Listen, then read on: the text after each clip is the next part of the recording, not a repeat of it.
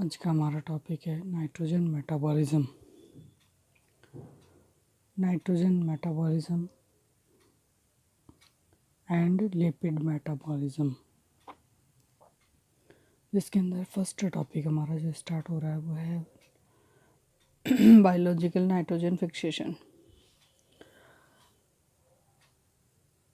अगर हम इसके इंट्रोडक्शन को देखें, जो नाइट्रोजन होती है वो एनवायरनमेंट के अंदर सबसे बड़ा न्यूट्रिएंट है, जो कि protein, nucleic acids, hormones, chlorophyll में प्रेजेंट होता है। नाइट्रोजन को प्लांट्स सॉइल से नाइट्रेट रूप में या अमोनियम के रूप में प्राप्त करते हैं। वायुमंडल में नाइट्रोजन की मात्रा लगभग 78% डाई नाइट्रोजन के रूप में प्रेजेंट होती है, जिसका कि डायरेक्ट यूज़ प्लांट्स नहीं कर सकते। ये जो क्षमता है केवल प्रोकैरियोटिक जीव जैसे बैक्टीरिया और साइनोबैक्टीरिया के अंदर ही पाई जाती है। डीनाइट्रिफिकेशन के द्वारा जो सोइल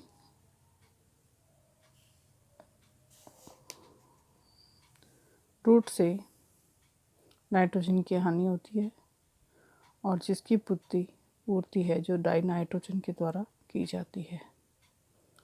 नाइट्रोजन डाई नाइट्रोजन के रूप में प्रेजेंट होती है और अमोनिया के द्वारा रिड्यूस की जाती है। उस प्रक्रिया को हम नाइट्रोजन फिक्सेशन कहते हैं।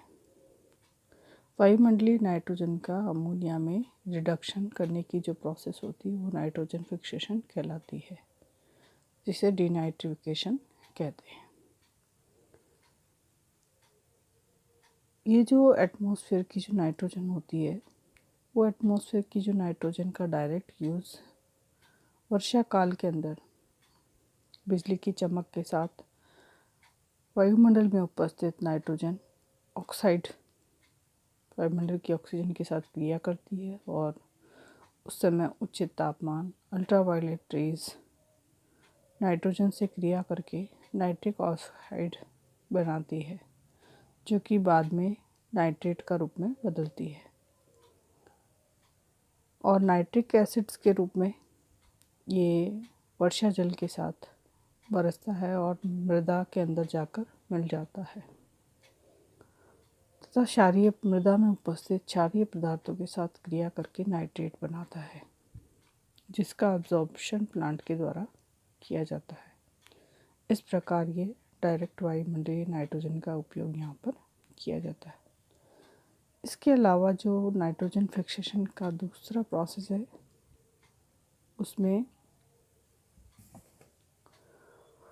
उसमें बैक्टीरिया जो या साइनोबैक्टीरिया जो है वो नाइट्रोजन फिक्सेशन का कार्य करते हैं, क्योंकि इनमें जो एंजाइम्स कॉम्प्लेक्स जैसे डीनाइट्रोजिनेज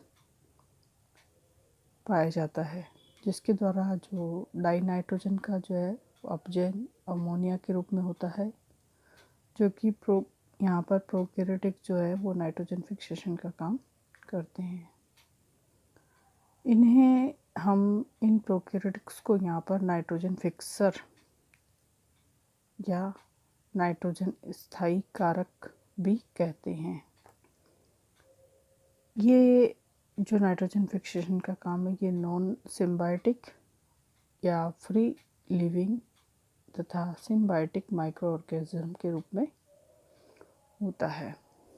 अगर हम यहाँ पर फिक्सर को देखें तो फ्री लिविंग नाइट्रोजन फिक्सर करने वाले यानी स्थायी कारक जैसे बैक्टीरिया वो कौन कौन से हैं, जैसे एरोबिक और ऑब्लिगेटेड एरोबिक बैक्टीरिया है। जैसे एग्जाम्पल है उसका एजोबैक्टर है, क्रोकोकम एजोबैक्टर, गिलिस। ये जो है ये वायवीय अविकल्पिक एरोबिक बैक्टीरिया होते हैं। जो कि जिसमें किसी प्रकार का लिविंग कॉम्प्लिकेशन नहीं होता। ये डायरेक्ट ही एटमॉस्फेयर की नाइट्रोजन का यूज़ नाइट्रोजन फिक्सेशन में करते हैं और प्लांट को सप्लाई करते हैं। दूसरा जो टाइप है वो अवायवी यानी एनारोबिक, या जिसे हम फैकल्टेटिव एरोबिक फिक्सर भी कहते हैं। ये दो प्रकार का होता है, नॉन फोटोसिंथेटिक बैक्टीरिया और फोटोसिंथेटिक। नॉन फोटोसिंथेटिक होता है जैसे बैसिलस है, मिथेनोकोकस है। ये नॉन फोटोसिंथेटिक बैक्टीरिया होते हैं जो कि प्रकाश संश्लेषण की क्रिया के अंदर किसी भी प्रकार का अवायवीय श्वसन करते हैं। दूसरे टाइप के जो बैक्टीरिया होते हैं या फिक्सर होते हैं वो फोटोसिंथेटिक प्रकाश संश्लेषी फिक्सर होते हैं। जैसे एग्जाम्पल हम उसका देखें तो रोडोस्पाइरुलम और रोडोशूडोमोनास और साइनोबैक्टीरिया जो है वो फोटोसिंथेटिक फिक्सर होते हैं। फोटोसिंथेटिक नाइट्रोजन फिक्सर होते हैं जो कि डायरेक्ट सनलाइट नाइट्रोजन जो एटमॉस्फेयर में प्रेजेंट होती है उसको प्रकाश संश्लेषण की क्रिया के द्वारा प्लांट्स के अंदर नाइट्रोजन को पहुंचाने का कार्य करते हैं। इसी प्रकार इसकी तीसरी कैटेगरी के अंदर जो आता है वो ब्लू ग्रीन एल्गी में पाए जाने वाले, जैसे पहले नंबर पे आते हैं यूनिसेलुलर, जैसे ग्लियोयस और फिलामेंटस नॉन हेट्रोसिस्टस। उसके अंदर एग्जाम्पल आता है ओसिलेटोरिया इरिथ्रिया। इसी प्रकार दूसरा एग्जाम्पल आता है फिलामेंटस हेट्रोसिस्टस। इसके अंदर एग्जाम्पल है नोस्टॉक, एनाबेना और कैप्थिक्स। ये जो एल्गी है ब्लू ग्रीन एल्गी, ये 3 टाइप की है, यूनिसेलुलर, फिलामेंटस नॉन हेट्रोसाइटस और हेट्रोसाइटस फिलामेंटस हेट्रोसाइटस। ये भी डायरेक्ट ही जो नाइट्रोजन होती है उस नाइट्रोजन को फिक्सेशन करने का काम करते हैं। सेकेंड टाइप का जो नाइट्रोजन फिक्सेशन है वो है सिम्बायोटिक, यानी कि इस प्रकार की जो नाइट्रोजन फिक्सेशन है वो प्लांट्स के साथ, जो कि हायर प्लांट्स होते हैं, उन हायर प्लांट्स के साथ ये नाइट्रोजन फिक्सेशन सिम्बायोटिक एसोसिएशन के रूप में प्लांट्स के अंदर ही रहते हैं और एटमॉस्फेयर की जो नाइट्रोजन होती है उसका एब्जॉर्प्शन करके उसे प्लांट्स को प्रोवाइड कराने का काम करते हैं।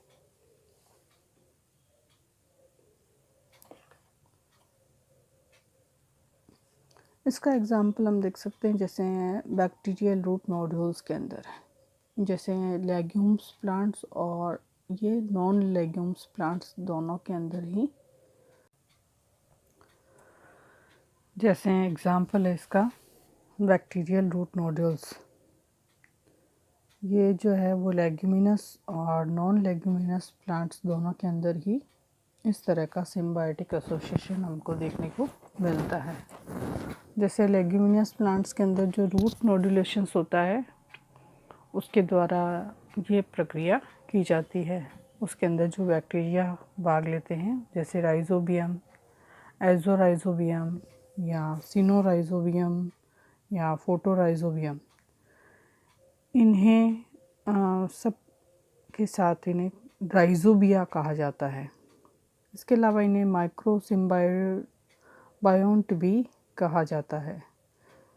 इसके एग्जाम्पल है जैसे अल्मेसी फैमिली के जो प्लांट्स होते हैं, जो पैरासोनिया हैं, पैरासोनिया में राइजोबिया जो है नोड्यूल्स में प्रेजेंट होते हैं और ये जो है वो स्पेसिफिक होते हैं, मतलब जो एक ही जाति के जो प्लांट्स होते हैं उनको ये इन्फेक्टेड करने का या काम करते हैं, उसके अंदर नोड्यूल्स को प्रोड्यूस करते हैं।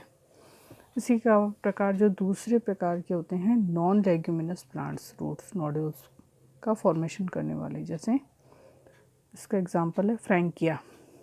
ये जो बैक्टीरिया होता है जैसे एलनस मायरिका, इसके अलावा कैजुराइना और रोजेसी फैमिलीज़ के जो मेंबर्स होते हैं उसके अंदर ये नोड्यूल्स का उत्पन्न करते हैं। ये सिम्बायोटिक एसोसिएशन में रहने के बाद भी ये नॉन लेग्यूमिनस प्लांट्स के अंदर रूट नोड्यूल्स का फॉर्मेशन करते हैं, जबकि जो उसके ऊपर हमने देखा वो लेग्यूमिनस प्लांट्स होते हैं और सिम्बायोटिक एसोसिएशन के अंदर ये रूट नोड्यूल्स का फॉर्मेशन करते हैं। इस प्रकार सिम्बायोटिक एसोसिएशन को हमने यहाँ पर दो पार्ट के अंदर डिवाइड किया है, लेग्यूमिनस प्लांट्स और नॉन लेग्यूमिनस प्लांट्स।